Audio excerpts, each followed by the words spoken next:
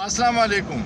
मोहम्मद मालिक ने अपने प्रोग्राम में ये तबसरा किया है कि बड़ी प्रेस कॉन्फ्रेंस के बाद इस्लामाबाद के ताकतवर हलकों को ये यकीन था कि पीटीआई के बहुत सारे लीडर्स इमरान खान का साथ छोड़ देंगे और लॉन्ग मार्च में अवाम नहीं निकलेगी, लेकिन कल उनको बड़ी मायूसी हुई और हैरत में है सारे कि अवाम भी बड़ी तादाद में निकली है और पीटीआई टूट भी नहीं गई। ये पहली बार हुआ है कि अवाम ने डर खौफ के बुत को तोड़ दिया है।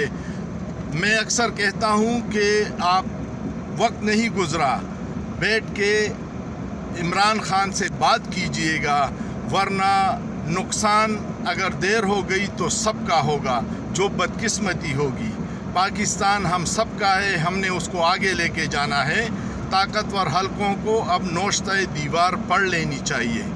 सोचिए, सोचना जुर्म नहीं है।